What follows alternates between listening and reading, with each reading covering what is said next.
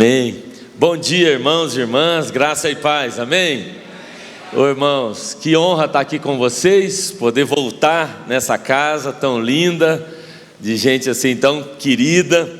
Quero dar os parabéns aos irmãos, 30 anos dessa casa, 30 anos é tempo demais da conta, e vocês assim têm feito muito pelo reino, e eu louvo a Deus pela vida de vocês. A gente está assim sonhando, quando crescer, ser igual a vocês, ser parecido com essa casa, ser parecido com o pastor Érica, com a pastora Débora.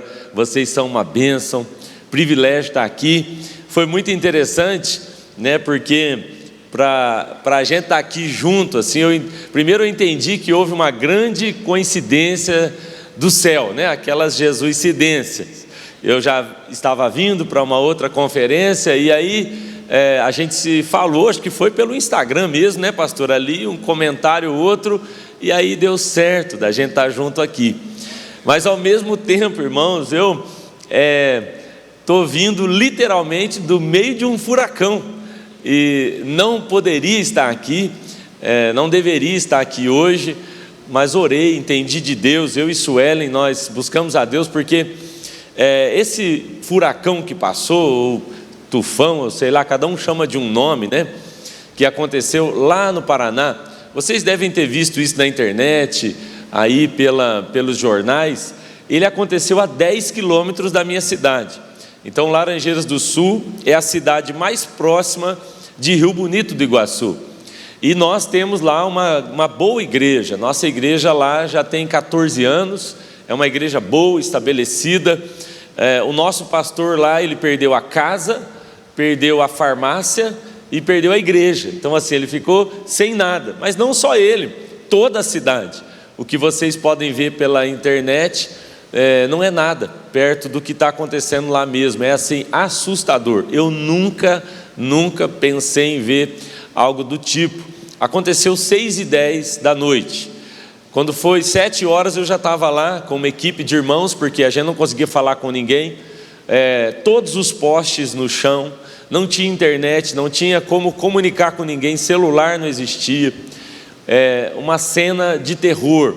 E nós fomos para lá, e a noite melhor que eu dormi depois de sexta-feira passada foi agora no avião, vindo para cá, porque nós não paramos de servir. É maravilhoso ver o poder que há na igreja de Jesus, a maneira que ela serve.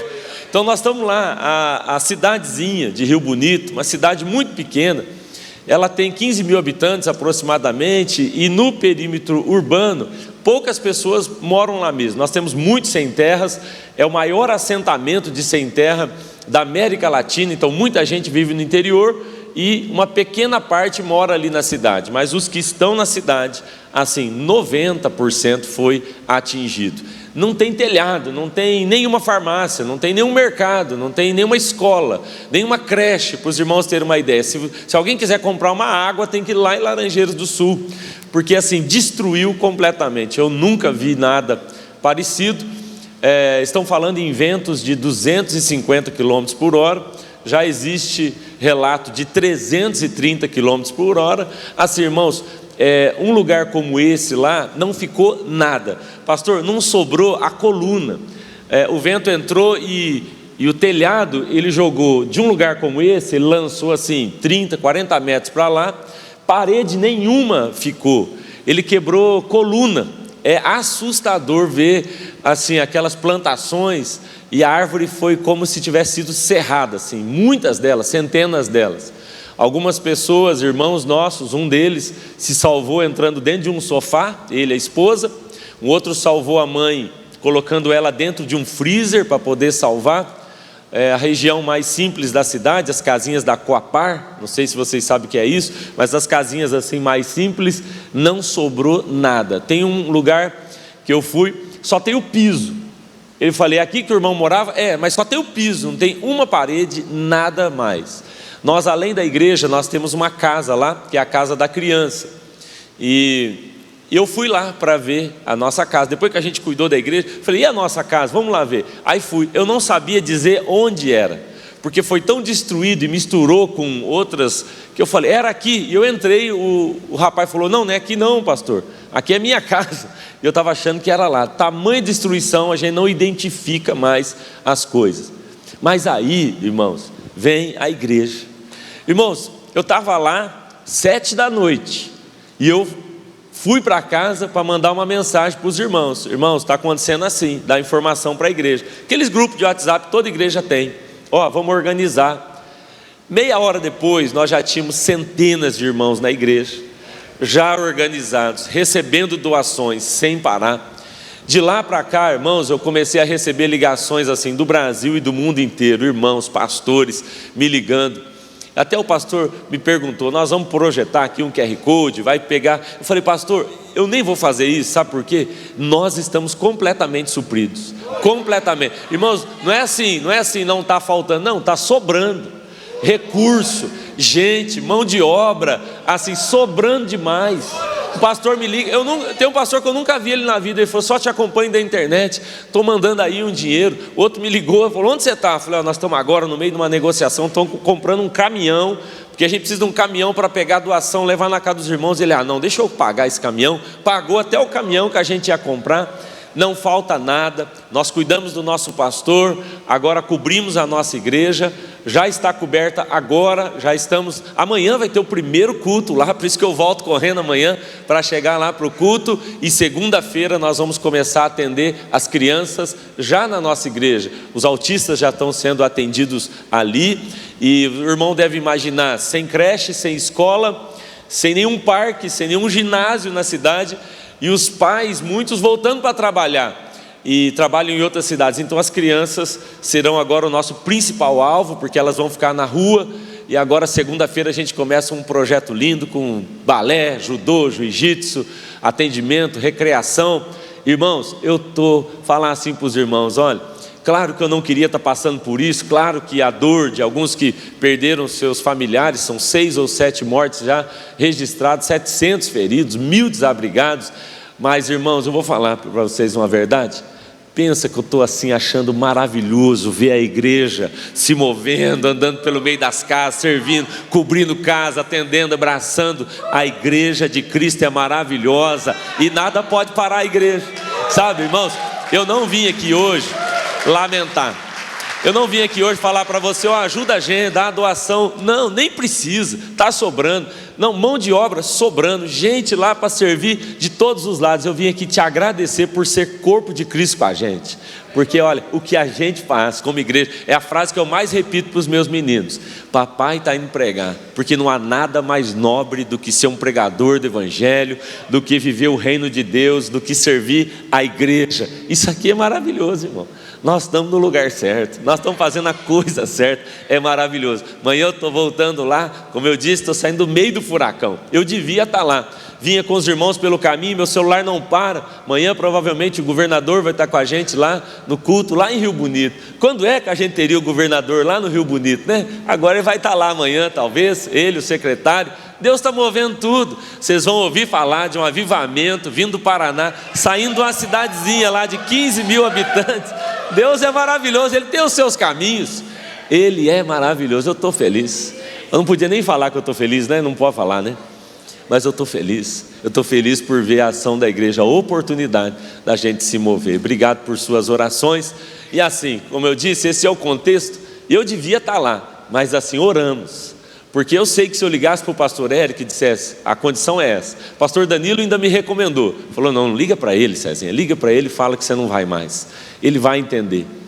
Mas nós oramos, a equipe falou, pastor, tá tudo bem, vai, nós estamos te cobrindo aqui. E eu entendi que eu devia estar aqui, nesse louvor maravilhoso, recebendo. Enquanto a gente estava ali recebendo, eu assim, tive uma visão do menino, do meu filho. Se eu tivesse vindo só para esse momento, pastor, já teria sido suficiente. Eu vim aqui para receber, eu vim aqui para repartir com os irmãos. Eu tenho uma palavra de Deus para compartilhar com você. Abra sua Bíblia junto comigo. Ontem eu estava ali ministrando em São José do Rio Preto, na igreja de um amigo, pastor Géser, pastora Mila, e eu assim fui tão abençoado lá também, e hoje aqui com os irmãos tenho certeza que não vai ser diferente, mas eu até pensei que para facilitar a minha vida, eu poderia pregar a mesma mensagem que eu preguei lá, né? Daí já estava tudo mais fresco. Falei, bom, eu já prego lá, já prego aqui, mais fácil para mim. Mas assim, eu tive uma direção diferente de Deus. O pastor falou que é uma palavra cedo, outra noite. Eu não sabia, fiquei sabendo agora. Eu ia repetir, né? Brincadeira, eu já ia repetir já mesmo. Qualquer coisa você nem vem à noite para eu ficar mais à vontade, tá bom? Brincadeira. Mas eu tenho assim uma palavra de Deus para repartir com os irmãos, porque ela está muito quente no meu coração. Quero trazer um abraço assim da nossa igreja de Laranjeiras, do Rio Bonito. Rio Bonito é do lado, tá bom? Laranjeiras está ali, abração da nossa igreja. Seu pastor está me devendo uma visita lá. Eu não venho mais aqui se ele não for lá agora. Agora só volta aqui depois que eles forem lá. E também da pastora Suelen, mandou um abração para vocês. Suelen está lá com os meninos. Eu e Suelen somos casados e já estamos juntos há 23 anos. Nos conhecemos ainda crianças, né? E eu gosto sempre de repetir: estou casado, é a mesma mulher, estamos juntos 23 anos. Porque se eu chegar aqui e o pastor Eric estiver com outra esposa, eu vou embora. Eu não fico aqui não, porque o pastor só tem uma coisa, é credibilidade, né? E a nossa família representa bem o pastor que somos, né? Fora do púlpito. Tenho 2 meninos, Lucas com 9 aninhos, Davi com 6 aninhos, meninos queridos. Lucas foi cheio do Espírito Santo, com 4 aninhos, Davi aos 5. Assim, é lindo, né, ver. Esses tempos atrás, Lucas deu um grito lá no banheiro, isso foi ano passado, deu um grito no banheiro, e aqueles gritos assim que a gente assusta. Corri lá, ele estava abraçado assim com a toalha, olhando para a janela, com o olhinho assim cheio de lágrimas. E eu falei: filho, o que aconteceu? E ele falou: papai, Jesus estava aqui. Eu falei: aqui aonde? Ele falou, ele apontou assim para mim. Nossa região é muito fria, né? Lá chega a fazer abaixo de 0. Então o banheiro estava todo úmido, porque ele tomou um banho bem quente. Mas o lugar onde ele apontou tinha 2 marcas de pés, 2 pegadas assim. Ele falou: Jesus estava aqui. 8 aninhos ele tinha.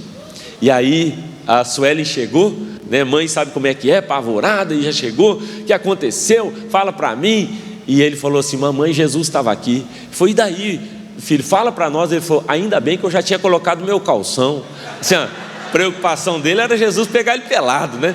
Eu já estava de calção. E aí ele falou: Jesus falou comigo. Ele falou: Lucas, se prepara, porque eu tenho um ministério poderoso para você. Assim estão crescendo nossos filhos. Davi cheio do Espírito Santo, com 5 aninhos, orando em línguas, assim, conversando com a gente, falando: o que é isso, papai? O que é isso? Eu falo: sei lá, esse é o Espírito Santo, só dá espaço para ele. Assim são as nossas famílias, amém, irmãos? Que Deus nos abençoe. Bom, a Bíblia, eu quero ler com você 2 textos aqui. Abre aí a sua Bíblia, por favor, onde você quiser. Não, abre lá, 2 de Pedro, capítulo 1. Eu vou ler 2 textos aqui e espero mesmo que Deus fale com você como Ele tem falado comigo. 2 de Pedro, irmãos, é um texto que um tempo atrás, num tempo devocional ali com Jesus, esse texto veio ao meu coração de um jeito muito, muito forte, com uma revelação diferente. Diz assim, capítulo 1, eu vou ler o verso 8 e o verso 9. Diz assim, porque se em vós houver estas coisas, e com abundância, eles não vos deixarão estéreis e nem infrutíferos no conhecimento do nosso Senhor Jesus Cristo. É interessante que ele usa essas 2 palavras. Pode voltar ali, por favor? Aqui usa inativos e nem infrutuosos. Ele usa 2 palavras aqui que para nós são assustadoras, né? Que é ser estéril, que é ser inoperante, que é ser infrutífero no reino. No reino não tem espaço para isso. Então ele vai falar disso. E o verso 9, ele fala assim, porém, aquele que não tem essas coisas é cego. Mas ele fala cego e depois ele arruma. É cego, só vê o que está perto, esquecendo-se da purificação dos seus antigos pecados. Então ele fala de cego, mas depois ele fala que é um cego que vê, mas ele vê só o que está perto.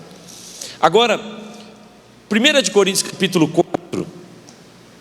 capítulo 4, eu vou ler aqui o verso 1, só o verso 1 já é suficiente.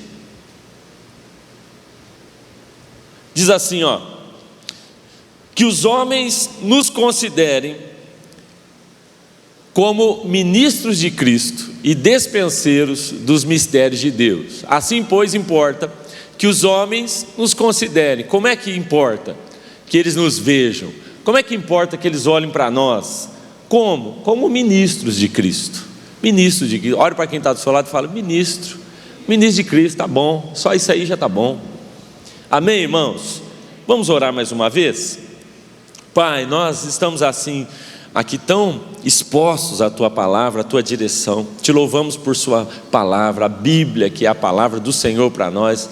Nós estamos felizes porque ela ministra a gente, fala tanto, de tantas formas diferentes, e cremos na Sua palavra e cremos no que ela diz sobre ela mesma, que ela é espada e que ela é capaz de nos partir ao meio. Nós estamos aqui te pedindo: rasga a gente por Sua palavra, e que ela venha inclusive discernir as intenções do nosso coração agora, não só aquilo que todo mundo vê, mas aquilo que só o Senhor pode ver.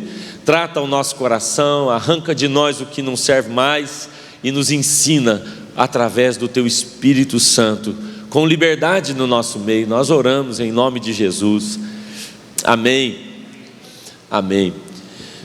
Sabe, irmãos, eu estava fazendo uma conta junto com minha esposa, e apesar de ter nascido num lar evangélico, eu tive um tempo longe do evangelho. Depois tive a minha experiência com Deus e logo comecei a pregar. E fazendo uma conta junto com Suelen, eu cheguei à conclusão que a primeira vez que eu me lembro de estar pregando assim a palavra na frente da igreja, aconteceu há 25 ou 26 anos. Foi a primeira vez que eu preguei. Não aprendi até hoje, mas estou insistindo. Mas eu estava lembrando, durante o momento que Deus falava comigo sobre essa palavra, Ele me lembrava daquelas cenas vergonhosas do início, da primeira vez. Eu me lembro então que um pastor me chamou para pregar na igreja dele, era da mesma igreja que eu fazia parte, mas era uma congregação, lá num bairro bem pobrezinho. Aí eu fui lá, era um culto da tarde, com 4 senhoras, e o pastor estava na primeira fileira assim. E eu me lembro, irmãos, que eu comecei a pregar, e rapidamente o pastor dormiu. De tarde, era uma igreja aquela de congregação, um monte de janela, o sol entrava assim, pegava no meu rosto, eu nem via os irmãos direito. Pensa numa mensagem horrorosa. E aí o pastor já logo dormiu. Eu pensei: meu Deus, tomara que ele esteja no espírito. Mas logo as irmãs dormiram também. Essa era tão velhinha que eu achei até que tinha morrido, mas não, as irmãs dormiram, o pastor dormiu, o sol pegando no meu rosto, e eu pensando: eu também quero dormir, ué. Que sono que eu estava. Meu irmão, mas estava tão ruim aquela mensagem que eu pensei assim: era melhor eu também dormir. Mas eu olhava aquela cena, eu pregando para ninguém, todo mundo dormindo. Na minha cabeça vinha assim: se eu for embora, ninguém vai nem ver. Se eu sair daqui, eles vão dormir até melhor, né? No silêncio. Irmãos, eu olhava para fora, pela porta assim, tinha um campo de futebol lá fora, um lugar onde eu jogava, eu treinei, queria ser jogador de futebol, e eu olhava para lá, e olhava para esse povo dormindo, e eu pensava: eu estou no lugar errado, eu tinha que estar lá, eu tinha que estar jogando futebol, eu não nasci para isso aqui. Que vergonha, irmãos. Quando acabou, o pastor ainda veio me abraçar, agradecer, falou: obrigado. Eu falei: obrigado o quê? Você não ouviu nada, você nem sabe o que eu falei. E eu saí dali e falei: não, nunca mais eu vou. E aí o meu pastor insistiu, falou: não, Cezinha, vamos lá, é assim mesmo, o começo é assim. E daí no final parece que está no começo agora. Aí ele falou: vai, insiste. Aí tinha uma outra congregação, um lugarzinho bem também simples, era um bairro onde eu cresci. E aí eu fui lá também, me chamaram: Cezinha vai pregar, né? E aí eu preguei. Irmãos, aí dessa vez eu ensaiei, treinei, ensaiei, tinha mais gente, de 4 agora já tinha umas 6, e eu ensaiado, preparei bem a mensagem e fui, falei: não, agora eu vou arrebentar. Aí fui, comecei a pregar, E aí aconteceu o seguinte: no meio da pregação, eu me perdi completamente nas minhas folhinhas, perdi tudo, não sabia mais onde eu estava, e no desespero, eu falei assim: então, irmão, tem uma história, e eu comecei a contar uma história, só que no meio da história, eu me lembrei que eu não sabia o final da história, então eu fui contando aquela história, e eu ia enrolando assim a história, eu pensava, então o Joãozinho falou, e o Joãozinho, e eu não sabia acabar a história. Uma hora eu falei: ô gente, eu estou contando essa história, mas eu não sei para onde que eu estou indo. Eu fiquei com tanta vergonha, irmãos. Eu desci do púlpito, a pastora pegou o microfone e ela explicou a minha pregação para a igreja. Eu falei: não, certeza que Deus não me quer nesse lugar. Eu fiquei tão envergonhado, irmãos. Mas sabe, esses dias orando sobre esse texto, estudando esses versículos aqui, o Espírito Santo começou a me lembrar desse início, começou a me lembrar de como foi o começo, de como foi lá o início, o povo dormindo, as dificuldades. E uma frase o Senhor trouxe para o meu coração, e Ele dizia: eu continuo, Cezinha, me movendo por caminhos simples, eu ainda me movo através de gente simples, eu continuo fazendo através de caminhos simples. Vocês é que sofisticaram, vocês é que criaram um esquema de performance, mas eu ainda continuo valorizando essência e não performance.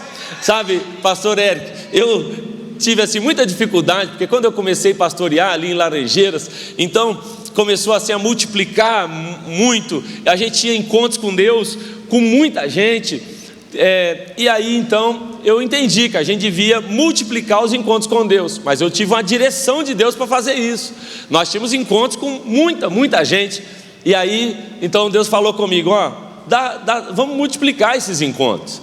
Mas eu pensava: vai dar errado, porque nós vamos multiplicar, eu não vou estar nos lugares. Eu pensava: se eu não tiver, não vai dar certo, na minha cabeça, né, de orgulhoso.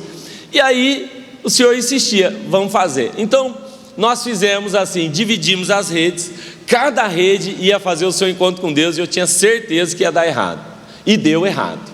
Deu mesmo, irmãos. Eu lembro de um dia, pastor, que a coisa estava tão ruim, nós paramos assim uns 12 ônibus na frente da igreja, o povo ia sair, e eu assim pensando: meu Deus, isso aqui vai dar errado. Aí 12 ônibus parados na frente da igreja, imagina a dificuldade para estacionar tudo, e aí a gente lá reunido na igreja, falando: gente, vai ser assim, vai sair para cá. Daqui a pouco, os ônibus começaram a ir embora, sem o povo. Foi embora assim. E eu falei: o que está acontecendo? Cheguei lá fora, tinha um menino da nossa igreja, um menino especial, ele colocou um jaleco da equipe, e ele falava assim para os caras do ônibus: vai, e eles foram. E eu cheguei e falei: gente, por que vocês estão indo embora? Foi: o menino ali não está com vocês? Eu falei: rapaz, ele, né, não vai na dele não, pelo amor de Deus. Ficamos sem ônibus. Aí fizemos lá, teve um final de semana, a gente estava fazendo 14, 15 encontros com Deus ao mesmo tempo, e eu tentando saber como é que foi. Aí fui em um lá, e o pessoal falou: não, pastor, aqui está indo tudo bem. Aí falou: ó, aquele ali, ó, arrebentou agora, eu nunca vi uma coisa dessa, pregou libertação. Libertação é uma mensagem que a gente leva 2 horas. Ele fez em 10 minutos, foi uma benção. Fez 10 minutos, dá para ler o texto, irmão. Não, mas foi uma benção. Eu falava: não é uma benção, deve estar tudo errado. Aí eu falei: e aqui, o outro lugar que eu fui, aqui, onde é que vocês tomam banho? Ele falou: não, nós vamos fazer sem banho essa vez.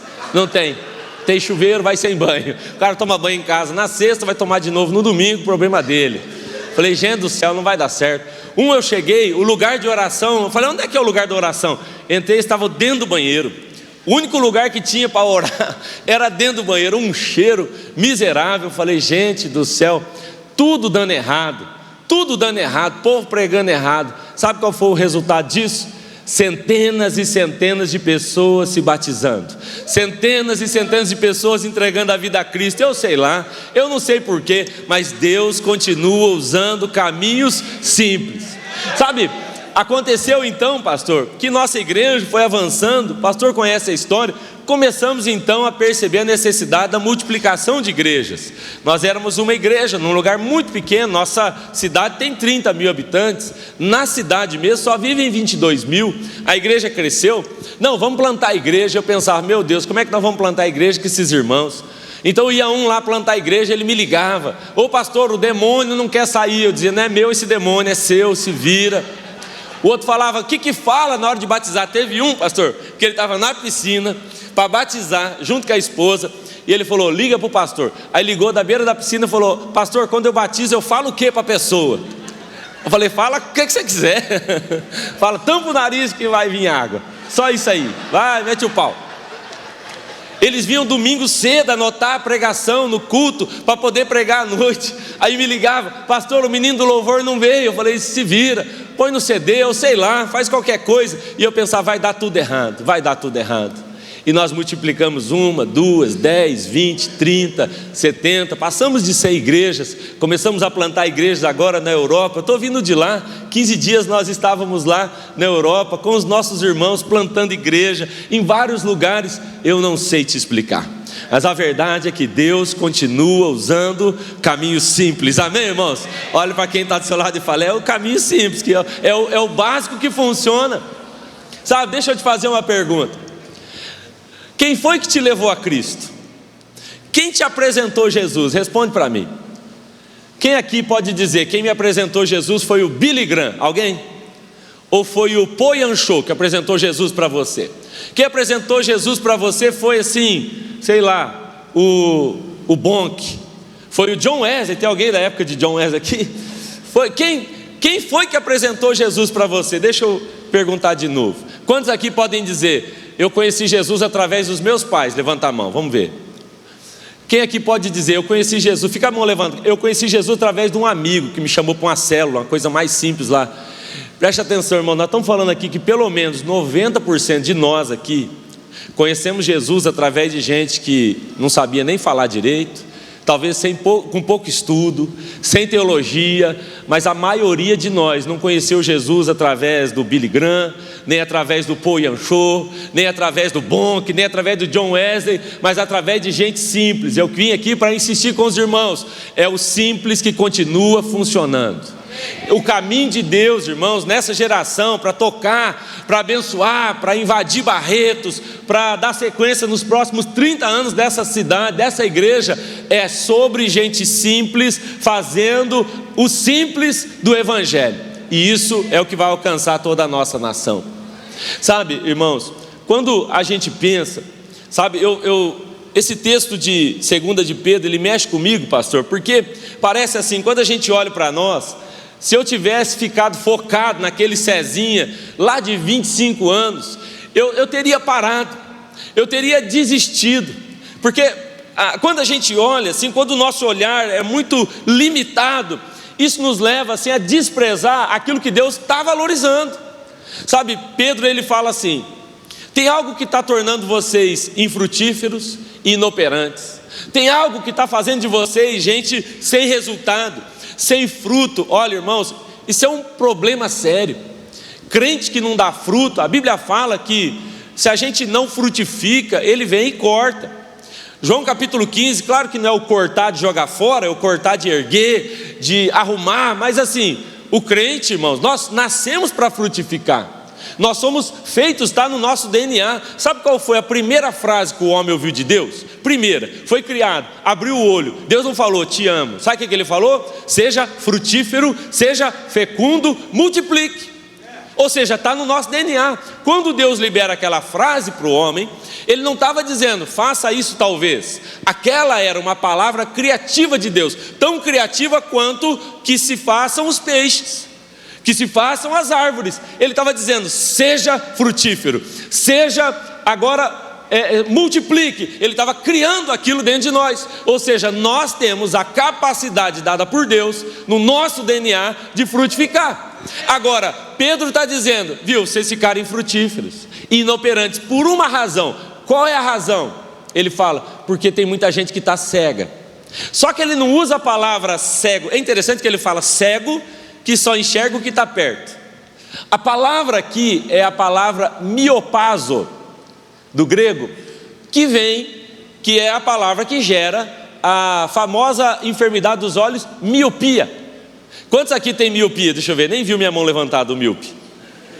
Quem aqui tem miopia? Deixa eu ver, olha só, tem bastante gente. Sabe o que é miopia? Miopia é a enfermidade dos olhos que limita a sua capacidade de enxergar longe. Você enxerga bem de perto e mal de longe.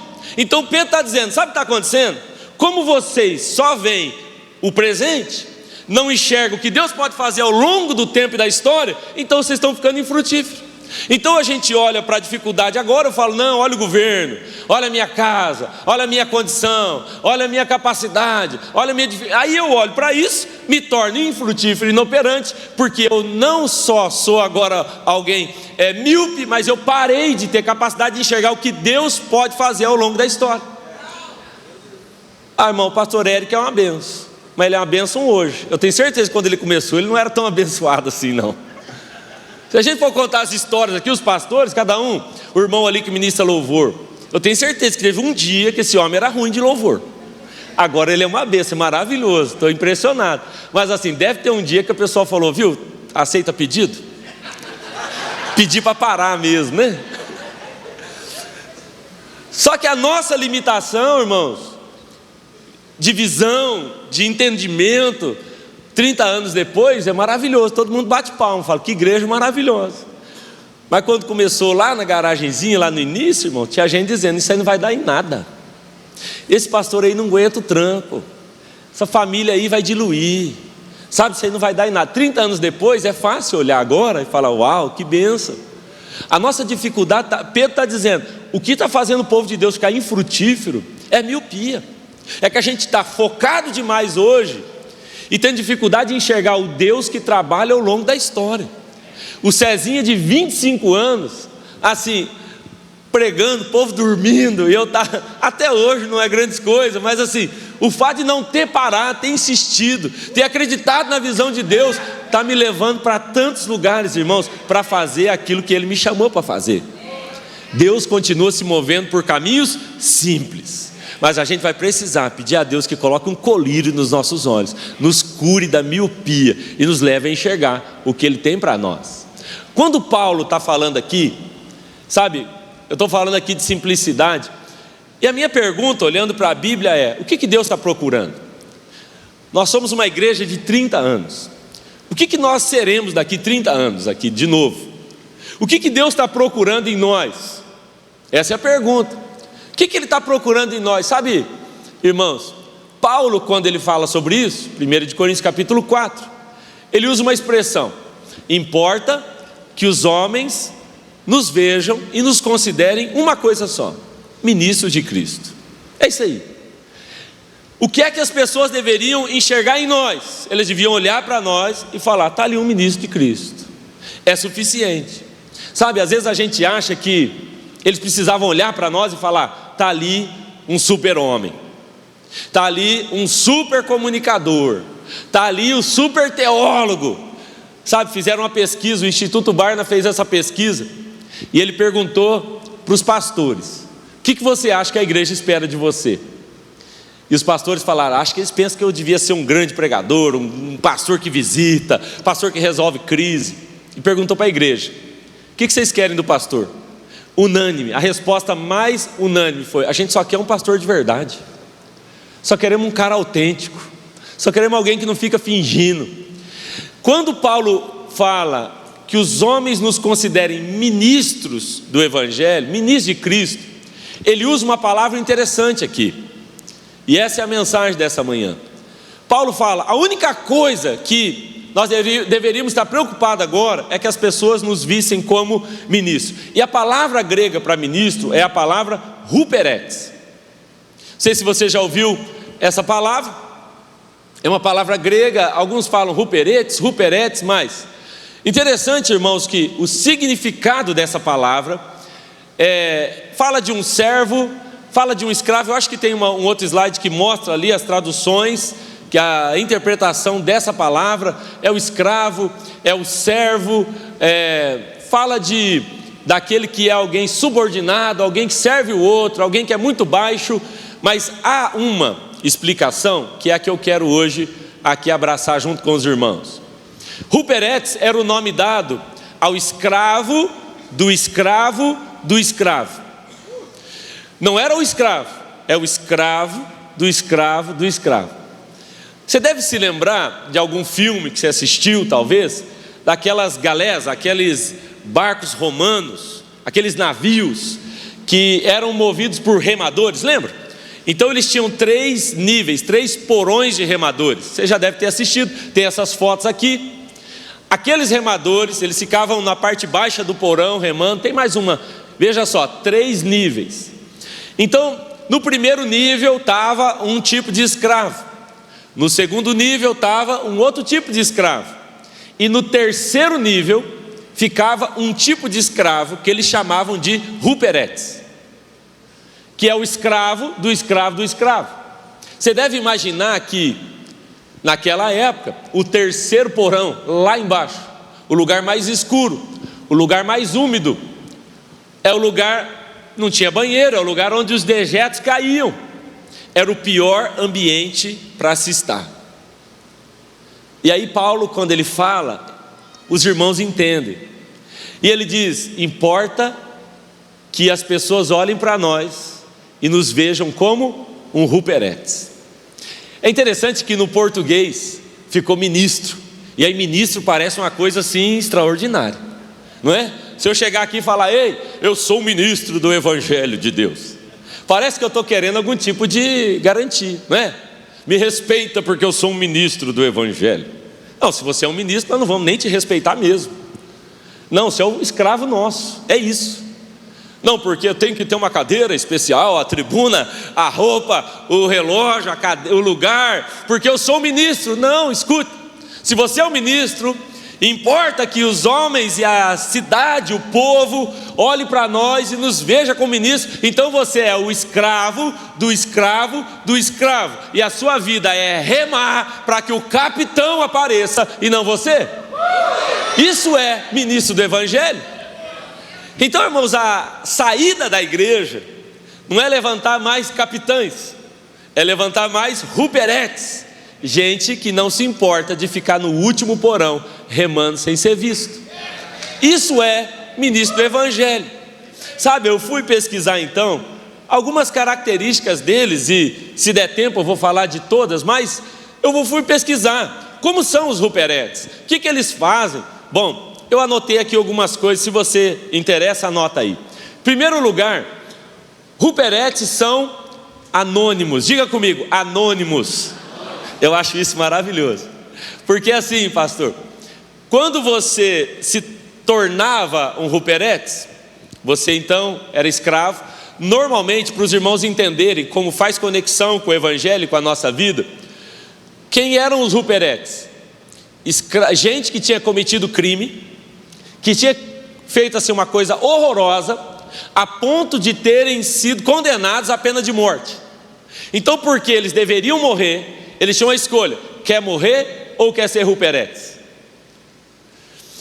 Todos nós, por causa do pecado, fomos condenados à morte. Essa é a verdade. E a solução que Deus nos deu é: não, vocês não vão morrer, mas também não vão viver do jeito que vocês querem. Porque o Evangelho não é libertinagem, é uma liberdade com o jugo de Jesus, com o fardo de Jesus. A gente não anda solto. Então agora que eu salvei você da morte, você vem para o meu navio e você vai remar aqui, e agora você é um ruperete. Só que nessa hora, como era para eles terem morrido, rasgava qualquer tipo de documento. Seu nome é como? Eric, não é mais, seu nome agora é ruperete. E o seu? Também não existe mais. Débora, acabou, agora é ruperete. Então não existe nome mais. Ruperetes são anônimos. E deixa eu te falar um pouquinho sobre isso, por favor. Irmãos, eu estou preocupado com a nossa geração que ama tanto o seu nome. Eu estou preocupado com a nossa geração que compra seguidor para ter like, para poder aparecer no Instagram, que compra tudo para poder ter um nome, porque quer ver o seu nome aparecer no banner, quer ver o seu nome em qualquer lugar, porque eu quero que o pastor fale meu nome, eu quero ocupar a tribuna. Ouça o que eu vou dizer, irmãos: ruperetes não estão preocupados com o seu nome, porque eles estão ocupados levantando o nome do capitão. Então não é sobre nós. O que é ser um servo, o que é ser um ministro do Evangelho, é me tornar completamente anônimo, para que o nome de Cristo apareça. Irmão, de vez em quando, assim, eu sou impedido de ir em alguns lugares, algumas conferências, alguns lugares, Deus fala: não vai, não vai. Irmão, fala: mas o que está? É algum problema que tem lá? O pastor está em pecado? Ele fala: não, é muito para você. Eu quero te esconder. Fica aqui, fica quieta aqui, porque Ele sabe, irmãos, que isso mexe comigo. Eu não posso, sabe, irmãos, a genuinidade do Evangelho passa por esse caminho. Eu preciso diminuir para que ele cresça. O nosso problema é que está todo mundo querendo crescer e Cristo, então, não consegue aparecer dessa forma. A gente está tão atrás de um nome, sabe? Eu acho maravilhoso, porque a Bíblia, ela deixou muitos anônimos que são maravilhosos. Por exemplo, como é o nome da mulher samaritana? Tem até música, a gente prega sobre ela. Como é o nome dela? A mulher conversou com Jesus, ganhou uma cidade inteira para Jesus, maravilhoso. Como é o nome dela? Samaritana? Não, não tem, a gente não sabe. E alguns que a gente acha que sabe, nem é. Por exemplo, o cego Bartimeu, nem é o nome dele, porque Bar é filho e Timeu é o nome do pai dele. Aquele cego era o filho do Timeu, nós nem sabemos o nome dele. E aquela menina de Naamã, eu quero dar um abraço naquela menina lá no céu. Que menina maravilhosa, escrava, sofrendo, e ainda prega o Evangelho. Como é o nome dela? Deus nem pôs. Sabe o que ele está dizendo? Ei, sempre terão alguns anônimos que levantam o meu nome, não estão preocupados com o seu próprio nome. Irmãos, esses dias falei para um cara lá, falei: ô pastor, ele falou: pastor não, bispo. Eu falei: desculpa, eu não sei esse negócio de título aí, eu não acompanho muito. Tudo bem, não tem nada contra o bispo, o apóstolo, mas assim, a gente devia preocupar menos com isso. É sobre o nome do capitão. O Ruperetes, ele está ali remando, ele fala: sei lá, ninguém sabe quem eu sou. Não importa, porque lá em cima está o meu capitão, e quando chegar lá, todo mundo vai dizer: glórias a Deus, louvado seja o nome de Jesus. Tem 120 em Pentecostes, sim ou não? 120 lá. Aqueles caras mudaram a história do mundo. A igreja começa lá, não tem uma ata falando o nome dessa galera. Não tem um painel falando: a igreja começou. Nós sabemos o nome de alguns, mas dos 120, quantos nomes você sabe? Sabe o nome de 10? Sabe o nome de 15? Mas irmão, tem mais de 100 lá, que você nunca soube o nome, porque o cara voltou a pescar, o cara voltou a fazer essas atividades, um anônimo que Deus usou, encheu do Espírito Santo, e ele foi plantar a igreja, e a gente não sabe o nome dele, e está tudo bem, não importa. Sabe, eu gosto muito porque Hebreus fala, porque pela fé Davi, pela fé Abraão, pela fé Moisés e Sansão, e pela fé José e Jacó e Abraão, e aleluia, ele fala o nome do monte, aí ele para de falar os nomes, ele fala: e pela fé uns foram torturados. Ele não falou o nome desses. E pela fé outros sofreram escárnios, e pela fé outros foram torturados, e pela fé outros foram cerrados no meio. Eles não negaram Jesus, e pela fé andaram errantes por aí. A Bíblia diz: homens dos quais o mundo não era digno. Mas a gente não sabe nem o nome dele. Sabe o que Jesus está falando? Eu não estou ligando para esses negócios de Instagram, YouTube. Esse negócio é de vocês, isso é bobagem. Sabe, importante mesmo é o nosso nome estar lá no livro da vida. Foi o que ele falou para os discípulos: preocupa com capeta, não demônio, e submete, viu? Importante mesmo é o nome no livro da vida. Ruperetes não ligam para o nome deles. Eu acho isso maravilhoso. Sabe, irmãos, tem uma história que eu estou gostando muito de repetir ela. Eu ouvi ela outro dia. Dizem que nos anos 1900 tinha um grande pregador chamado Mordecai Ham. E esse pregador fazia assim grandes cruzadas, e um dia ele estava na Carolina do Norte, e ele estava ali com as suas tendas pregando, e lotado, não tinha espaço para mais ninguém. E aí diz que chegaram 2 meninos de 14 anos para a reunião, e eles encostaram lá, e não teve espaço para eles, e eles estavam indo embora. Mas enquanto eles iam embora, um diácono, eu sei como é que vocês chamam aqui, o porteiro, a pessoa que está ali na frente, o voluntário, ele foi lá, viu os meninos indo embora, foi atrás, chamou os meninos, falou: estão indo embora, não tem cadeira para a gente. Ele arrumou 2 cadeirinhas, colocou os meninos lá, falou: não, vocês não vão embora, cuidou deles. Eles sentaram ali na frente. Aqueles meninos, no final do culto, entregaram a vida a Jesus e aceitaram Jesus. Um deles se chama Billy Graham, e o outro se chama Greg Wilson. Esse cara, Greg Wilson, se tornou o organizador de todas as cruzadas de Billy Graham. Eles 2 juntos pregaram para mais de 215 milhões de pessoas pessoalmente, 185 países. Sabe, irmãos, nós sabemos o nome do pregador, nós sabemos o nome de Billy Graham, mas ninguém sabe o nome do porteiro. E foi ele que foi atrás desses meninos. Se não fosse ele, talvez já não teria a história do Billy Graham. Um cara que ninguém sabe o nome, fazendo diferença. Deus continua se movendo através de Rupert Etz. Gente que diz que o nome dele apareça. Eu não ligo, eu não quero aparecer, eu quero que ele cresça. E importa que eu diminua para que isso aconteça. Rupert Etz são anônimos. Amém, irmãos? Segunda coisa sobre Rupert Etz é que eles são focados.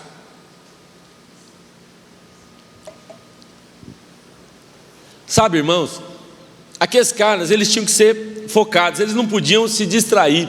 O papel deles é remar, há um ritmo certo, há uma maneira certa de remar. Eles têm que estar atentos ali, ouvindo o batedor. Então eles estão ali remando, não tem espaço para distração. Guarde essa palavra, por favor. Uma das coisas mais diabólicas da nossa geração é a distração. Você está aqui ouvindo uma mensagem, Deus está falando com você, WhatsApp, né? É uma mensagem, tira toda a nossa concentração, a gente não consegue mais.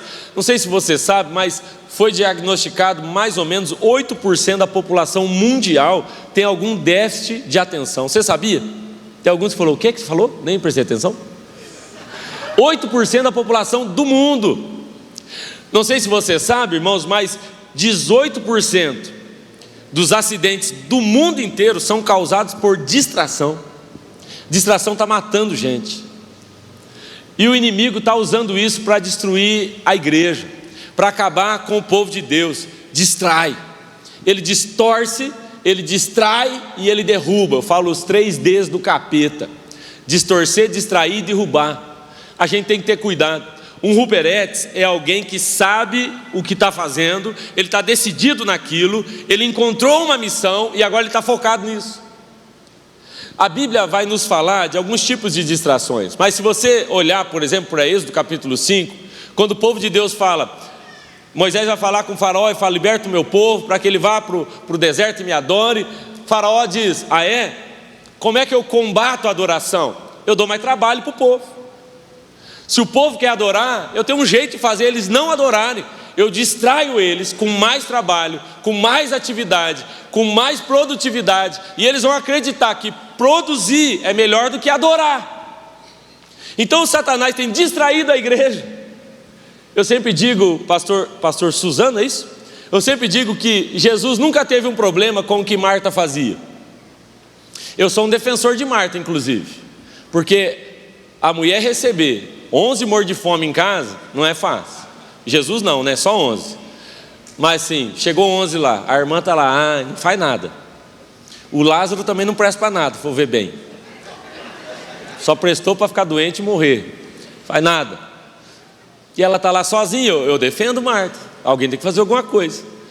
Jesus não tinha problema com o que Marta fazia. Jesus tinha um problema com o que Marta deixava de que Marta fazia. Jesus tinha um problema fazer. É diferente. E a distração é exatamente isso. Eu estou tão envolvido com tantas coisas que eu esqueço o que importa. Eu esqueço de fazer o que realmente eu preciso fazer. Vou contar para vocês uma história que a Sueli vai ficar brava comigo. Depois vocês apagam aí da gravação. A Sueli, um tempo atrás, pastora Débora, ela gosta de flor, mas ela mata todas. Eu até brinco que ela vai, olha para a flor e fala, que linda, vou levar para morrer lá em casa. E aí, pastora, ela ganhou uma tulipa, era o sonho dela ter uma tulipa, ganhou uma tulipa. E ela falou comigo, meu Deus, o meu sonho é tulipa. E ela criou um plano de ação lá em casa. Não, nós vamos cuidar da tulipa, todo mundo. A tulipa veio num vaso assim grande, todo de vidro. E ela estava lá dentro, fechadinha. Falou, isso aqui é uma flor rara, porque ela não sei o que, me contou lá uma história, eu já fiquei odiando aquela tulipa. Porque ela tem que ser regada com gelo. Eu falei, como é que é? Não, tem que pôr gelo lá, porque ela gosta do frio. Aí, irmão, pegava o gelo nosso de pôr na água, no refrigerante, pegava para a flor. Falei, que isso? Aí ela falou, à noite ela dorme dentro da geladeira. Eu falei, mas como? Sim, ela dorme no geladinho. Eu falei, mas nós aqui no calor e ela...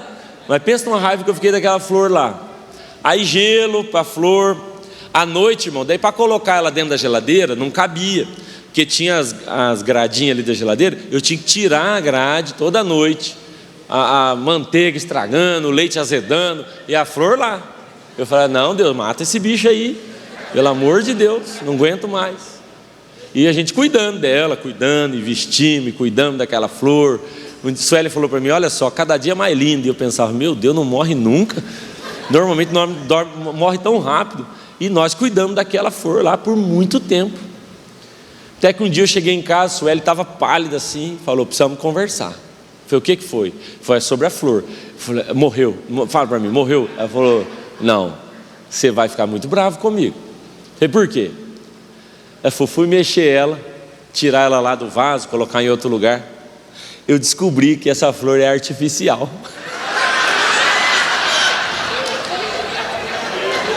Ô pastor, não, eu falei, não. Isso aí tem. Eu falei, até tem algum lugar na Bíblia que isso aí dá um divórcio justa causa. Tem que ter, eu sei lá, irmão. Eu fiquei bravo. Eu falei para ela, irmão, você falou para mim, inclusive, que ela estava até crescendo. É por isso que não morre esse bicho, velho. Cuidamos daquilo um tempão. Pensa só. Mas depois que passou toda a raiva, o Espírito Santo falava comigo, cuidado, Cezinha, cuidado com o ministério artificial, cuidado com a vida com Deus artificial. Você fica tão distraído que daí, assim, você dedica vida, tempo, recurso, e aquilo nunca vai frutificar, nunca vai ter raiz, nunca vai multiplicar. É o que estava acontecendo com a gente, gastando a vida, recurso, leite azedo, manteiga derretida, e nós ali gastando tempo em algo que não serve para nada. É o que Jesus está falando com Marta. Fala, Marta, meu problema não é isso que você está fazendo. O problema é que quando você deixa de fazer, trabalhar com aquilo que é original, essencial, você está desperdiçando sua vida. É por isso que os Ruperetes, eles estão focados naquilo que importa. Irmãos, escute, olha, tudo na sua vida é legal, você tem tantas coisas para fazer, mas assim, se a gente abandonar aquilo que é essencial, tirar o olho, perder o foco daquilo que de fato importa, nós vamos jogar a nossa vida fora, nós vamos desperdiçar, e aí não vai valer de nada todas as nossas atividades.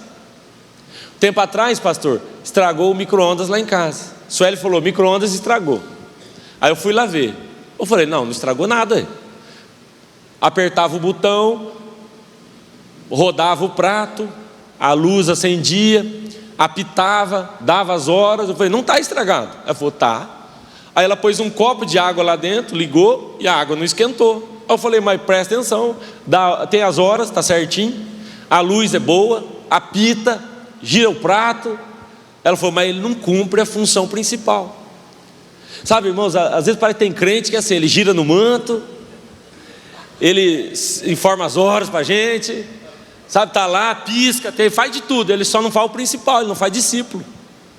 Então não adianta nada, parecia que estava tudo bem, mas ele não cumpria a sua função principal. Então eu precisei levar para consertar. Apesar de todo o resto estar ok, não importa, irmão. Eu sirvo em todos os ministérios. Você está fazendo discípulo? Eu posso encontrar gente aqui se batizando, gente que você pessoalmente levou a Cristo, o resto é distração. Nós estamos perdendo tempo. O Ruperete sabe exatamente o que está fazendo. Eu estou indo para cá, é isso aqui, ó, não vou distrair. Eu sei, sabe, irmãos, há algo sobre o Ruperete, pastor, que é o seguinte: lá no porão, então assim, o Ruperete ele não enxerga nada, ele está remando na direção ali que estão dando para ele. Tem lá embaixo um cara chamado batedor ou tocador, que é o cara que fica num tambor, ele está batendo aqui, e o ritmo do Ruperete é dado por ele. Então não importa, não é o que ele quer fazer, não é o ritmo que ele quer andar, é o ritmo que o tocador dá. E o tocador está batendo e ele está remando, ele está seguindo, sabe? De vez em quando eu vejo o crente falando, não, vou dar uma parada aí, para dar uma descansada, para cuidar disso, para fazer isso. Eu falo, irmão, você ouviu o batedor parar? Porque não é sobre o que eu quero, eu não sou dono de mim, eu sou um Ruperetes. De vez em quando, pastor, eu falo assim para a Sueli, não, quer saber, eu vou viajar mais nada, eu quero ficar em casa, eu vou cuidar. Meu Deus do céu, eu tenho o sonho de ser normal, Sueli. Eu queria usar o banheiro de casa um dia.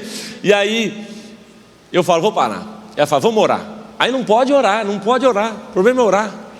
Aí a gente vai orar, fala, Deus, eu estou assim, desistindo, eu quero parar, eu quero cuidar, ficar no meu canto, é muito problema, é muita igreja. Aí eu escuto assim, ó, tum, dum, tum, dum, tum, dum. Eu não sou dono de mim, E eu estava lá, eu remando de novo. É verdade, eu queria estar lá, eu precisava estar lá em Rio Bonito agora. E o batedor está aqui, ó. Vai lá. Você não é dono de nada. Irmãos, o ritmo da nossa vida é determinado pela nossa sensibilidade de ouvir o Espírito Santo. O batedor tipifica o Espírito Santo. Então o Ruperetes, ele não está seguindo o ritmo dele. Ele não está fazendo o que ele quer. Ele não está distraído com muitas coisas. Escute isso. Distração pode ser pecado. Distração também pode ser legítima, porque Lucas 14 fala de alguns distraídos que disseram: comprei um terreno, comprei juntas de bois. E outro fala: casei, coisas legítimas, mas estão afastando a gente da mesa. Está errado. E também pode ser religiosa, porque o sacerdote e o levita estavam distraídos no ministério. Dentro da religião, não pararam para fazer o que tinha que fazer, que era cuidar daquele homem no chão. Há todo tipo de distração, a gente vai ter que ter cuidado. Mas um Ruperetes, ele está focado, dizendo: eu estou seguindo o que o batedor está falando. Se agora é o que? É liderar a célula. O que tem que fazer agora é intercessão. Agora o que é que vai fazer? Pastor diz para nós, e nós estamos indo. Eu sigo nesse ritmo. Eu quero dizer uma coisa para os irmãos. Eu estava ouvindo outro dia um judeu messiânico falando sobre esse Ruperetes. E ele falava o seguinte: dá a impressão que quando o navio está chegando na praia, então o ritmo vai diminuir. Você fala assim: bom, agora nós remamos forte, mas agora que está chegando na praia, vão dar uma desacelerada. E não, ele falou, é o contrário. Quando está mais perto do destino, acelera mais, porque é hora da arrebentação, é hora do perigo, é a hora mais séria. Então ele toca mais rápido e eles remam mais, que é para chegar. Então escuta o que eu vou dizer. Nós estamos muito, muito perto do destino. Nunca estivemos tão próximo da volta de Jesus. O ritmo não vai diminuir, o ritmo vai acelerar. Você vai aposentar lá no céu, você vai descansar lá no céu. Mas agora nós vamos remar, nós vamos acelerar, porque nós temos que ganhar esse Brasil para Jesus. Há 5 bilhões de pessoas que não sabem quem é Jesus. Nós precisamos levar o evangelho, é hora de acelerar. Ouça o batedor. Não ouça o que eu estou falando não, escuta o batedor e depois me fala. Porque Ruperetes são focados, amém? E último lugar, acho que já deu aí, Ruperetes são posicionados. Eu vou terminar já, pastor. Ruperetes são posicionados. Ouça isso aqui. Sabe que o Ruperetes, ele não escolhe o lugar. Isso é muito interessante. Ele não vai lá e fala: bom, meu lugar é aqui. Não. Ele chega lá, ele é escravo. Você não tem nem nome, você não tem nada. Você vai sentar aqui. É aqui, esse banco aqui. Ele não escolhe a posição, ele não escolhe a função, ele não escolhe o destino. Não é ele que escolhe o destino, é o capitão. Ele só vai, ele só rema. Ele não escolhe o ritmo. Pensa num cara que não escolhe nada. É nós. Fala para quem está do seu lado: é nós. Assim, fala para a pessoa do seu lado: você não vale nada. Você é um Ruperetezinho aí. Fica calmo. Para de exigir as coisas. Ele senta lá, irmãos, e quando ele senta, ele é acorrentado, coloca uma corrente no pé dele e no banco dele. Então ele está no banco, são normalmente 3 ou 5 no mesmo remo, 3 homens ali no mesmo banco, e ele está ali remando, a posição dele é aquela. Ruperetes sabe o lugar que ele tem que estar. Ele foi colocado por Deus naquele lugar, e naquele lugar ele permanece. Ele está ali. Sabe, irmãos, às vezes eu vou lá, umas igrejas aí, e aí eu olho para aquela igreja. Você já foi lá no Carlito, lá em São José dos Campos? A igreja do Carlito. Eu fui lá na igreja dele, parece uma coisa mais linda do mundo. Aí eu vou lá, irmãos. Um dia o Carlito falou para mim: ô Cezinho, isso aqui é para animar você, é para te inspirar. Eu falei: mas não está dando certo. Eu só senti inveja, raiva, nada de inspiração aqui. A minha cidade inteira cabe lá dentro quase. Coisa mais linda do mundo. Eu falo: eu queria ser dessa igreja aqui, queria ser ovelha do pastor Carlito. Aí eu vou lá no Paulo Mazzoni, lá na central de BH. Eu falo: não, é aqui que eu queria estar, ué. Que igreja maravilhosa. Aí eu venho aqui em Barretos. Oh, meu Deus do céu, se fosse eu morasse aqui, ia ser até cowboy. Coisa boa. Mas sabe de uma coisa? Eu estou posicionado em Laranjeiras do Sul. Ali é o meu lugar. É ali, eu estou amarrado ali. Ah, mas pastor, você está lá na cidadezinha, alguém já me veio falar, agora está na hora, cresceu, o ministério cresceu, vai para um grande centro. Irmão, minha promoção é seguir sendo fiel no lugar onde Ele me plantou, está tudo bem. Eu estou acorrentado aqui, ó. Minha promoção é ver o capitão chegar no lugar e todo mundo dizer: o capitão chegou, louvado seja o nome dele. Essa é a minha posição. Às vezes a gente está tão preocupado, tem gente que parece assim, que criou um plano de carreira dentro da igreja. Eu começo ali na portaria, aí eu vou evoluindo, vou para a mídia, vou lá para a bateria. Baterista está meio abaixo ali, né? Eu sou baterista. Aí vem ali, daí sei lá, de repente eu viro um ministro de louvor. E por último assim, sei lá, eu tomo o lugar do pastor também. Parece que é um plano de carreira e a gente não consegue mais enxergar a posição da gente. Ei, esse é o meu lugar, aqui Ele me colocou, nesse lugar eu jogo bem, eu vou ficar aqui, serei fiel naquilo que Ele me chamou e está tudo bem. Ruperetes são posicionados. A gente faz o que foi mandado fazer. Pastor, eu estou voltando agora, 15 dias mais ou menos, eu estava lá na Europa. Nós estamos plantando igrejas lá, por uma direção de Deus. E uma direção de Deus muito clara nos levou para uma cidade chamada Barcelos, norte de Portugal, próximo de Braga. E uma família foi para lá, e agora eu cheguei lá para visitá-los. E eles falaram: pastor, nós estamos no lugar que Deus nos mandou, por orientação da nossa liderança. Estamos aqui, mas não tem ninguém na nossa célula. Eu falei: mas Deus nos mandou para cá. E posicionado no lugar certo, onde Ele nos plantou, nós sabemos que nós vamos ter resultado, vai haver fruto. E aí nós oramos lá, era o comecinho, nós oramos lá e saímos. Nós fizemos uma oração: onde estão os filhos da paz? Mostra para nós, nós vamos procurar. Saímos, andar lá na cidade, oramos nos pontos principais da cidade, fomos lá no rio que abastece a cidade. E depois que a gente fez tudo que tinha que fazer, um pessoal que estava comigo foi para umas lojinhas. Eu falei: eu vou tomar um café. Entrei numa padaria para tomar um café. Queria um pastelzinho de Belém, de natas, não tinha. Falei: vou para outra padaria. Fui para uma outra lá em cima, sentei nessa padaria agora, estou lá tomando um cafezinho. Escutei assim: com licença? Com licença? Eu olhei, a mulher estava falando comigo. Ela falou: você é o pastor Cezinho? Eu até fiquei em pé, falei: me acharam, o que está acontecendo? Aí eu falei: sou, hein? Aí a outra lá atrás do balcão chorando. Falei: o que está acontecendo? A moça tira um livro meu e fala: ô pastor, você não vai nem acreditar na história. Nós estamos aqui em Portugal há tantos anos, eu e meu marido, nós estamos procurando uma igreja. Mudamos aqui para Barcelos, nós falamos: precisamos de uma célula, mas não tem. Ele falou: no outro dia atrás, eu procurei pela internet, fui para uma igreja lá em Porto, tinha um livro seu lá, comprei o livro, li o livro, falei: Deus, podia abençoar, de ter uma igreja assim aqui em Barcelos. Ela falou: estou com o livro na mão aqui, falando com o pessoal da padaria, o senhor entrou na nossa padaria para tomar café. E eu estava na outra, mas não tinha o pastel, ainda bem que não tinha, e eu vim nessa. E aí entraram os líderes lá da nossa igreja, uns irmãos abençoados. Eu falei: está aqui, primeiros discípulos nossos, e nós vamos começar agora uma igreja a partir desses irmãos, porque nós estamos posicionados no lugar da sua posição. Você será frutífero, e ninguém vai poder se comparar a você. Não saia do seu lugar. Ruperetes são posicionados, eles sabem o que estão fazendo. Sabe, irmão, há uma função poderosa, há uma unção poderosa para cada um de nós, que fica e que permanece no seu lugar. Sabe o que aconteceu agora? Estou lá em Laranjeiras.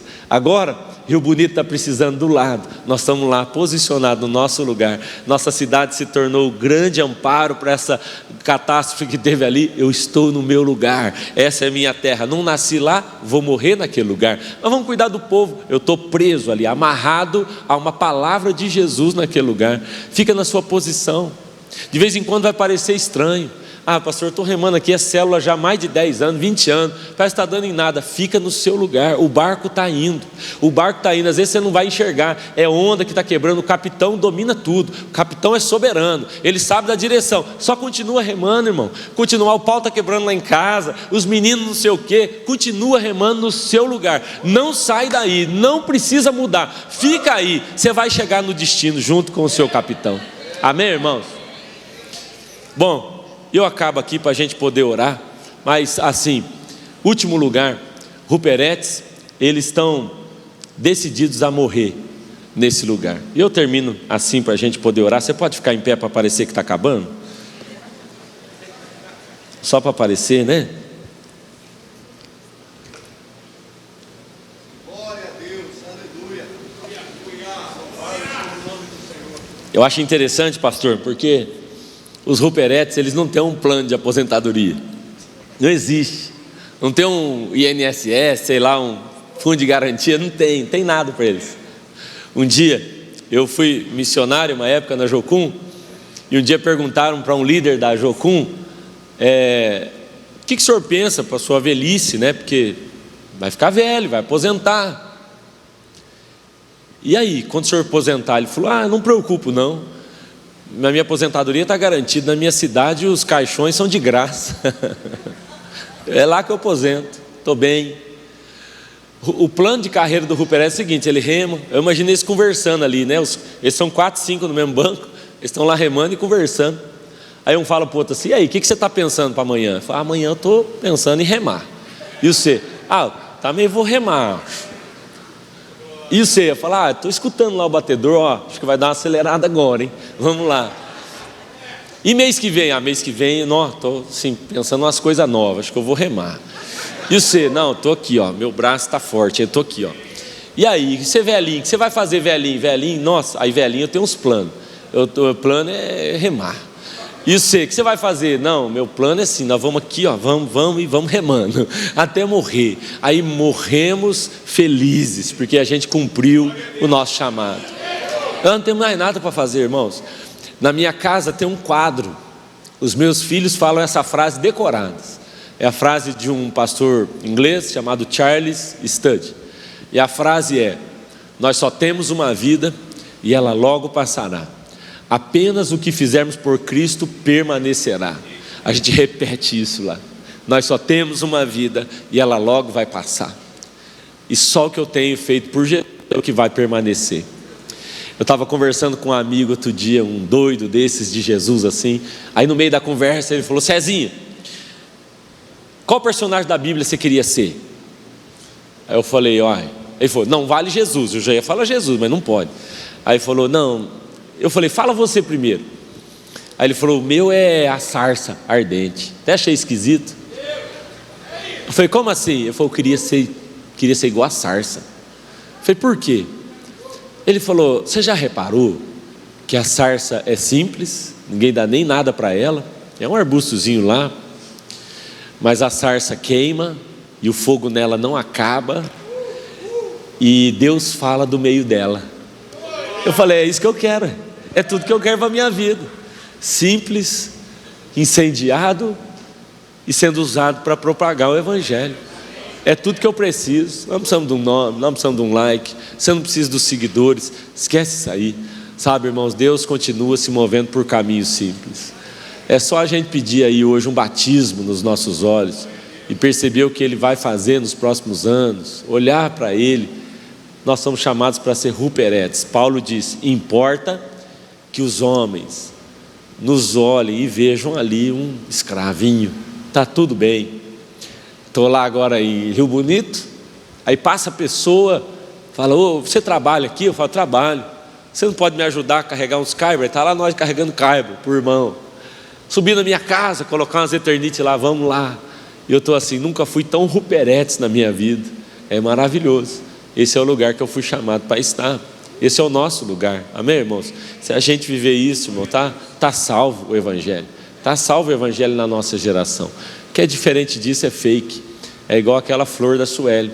Sabe, a Suelen ganhou uma flor original depois. Deram para ela, morreu em 3 dias. O que tem vida dá trabalho. Tem vida dá trabalho. Aí, a gente pega a menina, é assim, criança, tem vida, está correndo, elas estão correndo atrás. É assim, irmão, vai dar canseira. Você vai desgastar, você vai pôr seu dinheiro, você vai pôr seu tempo, você vai envolver sua família. Assim, está todo mundo chamando você de doido. No final você fala, é maravilhoso, hein? O crente é um ser esquisito, né? O crente vem para o culto e fala, que culto bom. Ele fala, por quê? Fala, tá todo mundo chorando. Só crente que entende essas coisas, né? Todo mundo pelo chão. Outro falou, o culto foi uma benção. Todo mundo pelo chão. Fala, mas isso é benção? O crente é um ser estranho. É assim, irmãos, o evangelho de verdade. Vamos orar, irmãos? Feche os seus olhos aí, por favor. Eu acho que a gente tinha assim que começar pedindo perdão, sabe? Perdão por não entender bem o evangelho. Perdão por não entender bem o nosso chamado. Nós não fomos chamados para sentar em tribuna. Esse não é o nosso chamado, irmão. Claro, Deus vai honrar você de várias maneiras, mas sabe, honra mesmo é ser chamado de fiel. O maior título que a gente pode receber, já recebemos: filhos amados. Nós não precisamos de nada mais que isso. E no final, ser achado fiel, no seu lugar, ali no seu banco, remando, é o que mais importa. É o que mais importa. Sabe, às vezes você está assim frustrado, porque você se comparou tanto com outras pessoas, você está frustrado, pensando, mas, poxa, parece que para mim não andou. Mas às vezes o seu lugar é aí mesmo. Às vezes o seu lugar é nesse lugar aí mesmo. Não vai aparecer, as pessoas não vão ver, e você vai dar fruto no seu lugar aí, escondido. Outro dia em Laranjeiras eu levei meus meninos para colher amora num pasto. Ninguém achou aquela árvore. Nós encontramos ela lá, estava escondida, super frutífera. Às vezes Deus vai fazer isso com você, vai te esconder, ninguém vai te achar. Você não vai ser chamado para nenhuma conferência, não vão te dar um microfone para nada. Você não vai estar num banner de nada. O pastor não vai nem saber seu nome. Você não vai nem ofender. Você vai falar, isso, esse é o meu lugar, e está tudo bem, porque Cristo está aparecendo, e o navio é dele, é o nome dele que importa. Peça perdão aí a Jesus, fala, perdão porque eu entendi mal muitas coisas. Muita ofensa do nosso coração, irmãos, começa a cair por terra, porque a gente nem tinha direito de ofender. A gente não podia nem estar ofendido, que o Rupert, irmão, ele já tem que estar feliz só de estar vivo. Estou vivo, estou remando, estou envolvido na maior obra do mundo, já está bom demais, irmão. Nós estamos no lucro demais da conta. Você está no mesmo barco do capitão. Isso aqui não vai afundar, não afunda, eu garanto a você. Não para, não afunda e vai chegar no destino. Você é um filho amado, você tem pai, você tem família, você tem herança, você tem destino. Irmãos, tudo isso foi dado a nós, e nós somos agora simples ruperetes. Nos ajuda, Senhor, nessa manhã, nos dá clareza do Teu Evangelho, que pela Sua palavra hoje o Senhor assim rasga o nosso coração no meio, e nos ajuda, Senhor, a corresponder com esse chamado simples e poderoso, chamado dos ruperetes. Nessa manhã eu oro por mim e pelos meus irmãos. Arranca todo orgulho, arranca toda arrogância, prepotência, tudo aquilo que nos torna resistidos pelo Senhor, e nos faz gente humilde, gente simples mesmo, gente pura, gente do Evangelho, crente de verdade, para que o Seu nome apareça através da nossa vida, que o nosso nome suma e que o nome de Cristo seja sobre todo nome. Nós oramos, ó Pai, nessa manhã em nome de Jesus. Amém. Amém. Deus te abençoe.